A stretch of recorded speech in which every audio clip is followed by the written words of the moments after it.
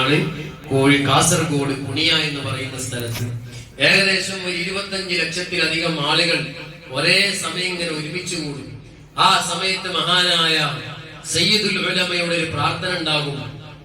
പണ്ട് മഹാനായ വരക്കൽ മുല്ലക്കോയ തങ്ങൾ പ്രാർത്ഥിച്ച പ്രാർത്ഥന, ഈ സംവിധാനത്തെ, ഈ സമസ്തയെ സഹായിച്ചവരെ നീ സഹായിക്കണം എന്നുള്ള പ്രാർത്ഥന ലക്ഷങ്ങളെ അണിനിരത്തിക്കൊണ്ട് പ്രാർത്ഥിക്കാൻ പോവാണ്.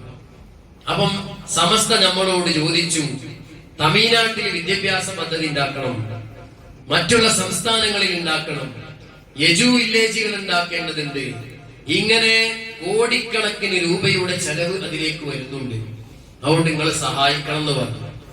നമ്മള് ചെയ്യേണ്ടത്, ഞാൻ വിചാരിച്ചെന്താ വെച്ചാല്, എന്റെ മരിച്ചുപോയ ഉമ്മാന്റെ പേരിൽ 100 രൂപ, ബാപ്പാന്റെ പേരിൽ 100 രൂപ, എന്റെ ഭാര്യന്റെ ചിലവ് ഞങ്ങളാണ് നോക്കണേ, ഭാര്യന്റെ പേരിൽ 100 രൂപ, എന്റെ പേരിൽ 100 രൂപയും. എനിക്ക് 3 മക്കളുണ്ട്. ഒരു കുട്ടി അടുത്തുണ്ടായത് അള്ളാഹു നല്ല സ്വാലിഹായി അവന്റെ തർബീയത്തിലായി അള്ളാഹു വളർത്തി തരുമാറാണ്. 2 പെൺകുട്ടികൾ, 1 ആൺകുട്ടി. അപ്പൊ മൊത്തം ഇവിടെ 8 അല്ലേ? ഇല്ലല്ലോ, 8 ആൾ. ഈ 8 ആളെ പേരിലും 100 ചൊട്ടി തീർക്കാനാണ് ഞാൻ വിചാരിച്ചത്.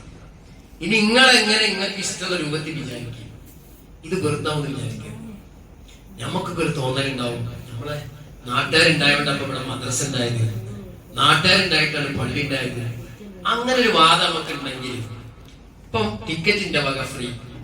ഞാൻ ഇപ്പൊ 1 മാസം മുമ്പ് തമിഴ്നാട്ടിൽ പോയിട്ടുണ്ട്. തമിഴ്നാട്ടില്, ഉത്തർപ്രദേശില്, അതേപോലെ പല സ്ഥലങ്ങളിലൊന്നും ചെയ്യാം. ശരിക്കും അവിടെ ഉണ്ടല്ലോ നാട്ടുകാരും പൈസക്കാരും ഒക്കെ. അവിടെ രാവിലെ 7 ബെല്ലടിച്ചനെ മദ്രസകൾ കണ്ടുപോകും.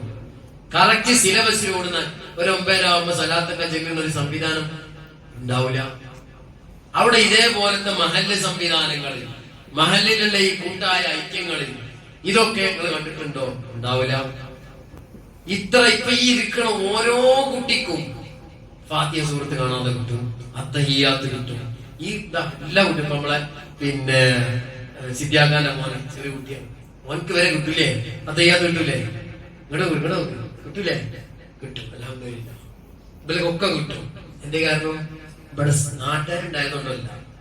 ഞാൻ ഇപ്പൊ ഇവിടെ പ്രസംഗിക്കുന്നതിൽ ഞാൻ ഇപ്പൊ ഒരു ഹദീസിന്റെ നാട്ടുകാരെ ഒട്ടിച്ചെന്ന ഹദീസാണ്. ഈ ഹദീസിന് പഠിക്കാൻ കാരണം ഈ സമസ്ത ഇവിടെ ഉണ്ടായതുകൊണ്ടാണ്. ബഹുമാനപ്പെട്ട സമസ്ത കേരള ജംഇയ്യത്തുൽ ഉലമ ഈ മണ്ണിൽ പിറക്കാതെ പോയിരുന്നുവെങ്കിൽ ഈ മജ്‌ലിസൊന്നും നമ്മൾ സ്വപ്നത്തിൽ കാണൂല. ഈ ഇരിക്കണ കുട്ടികളെ തലയിലൊന്നും തൊപ്പിട്ടവരെ കാണൂല. പള്ളി ദർസ് കാണൂല, മര്യാദക്കുള്ള ഒരു മദ്രസ കാണൂല. 600 ചില്ലാനം കുട്ടികൾ രാവിലെ സൂര്യോദയത്തിന്റെ മുമ്പ് വിശുദ്ധമായ ദീന് പഠിക്കാൻ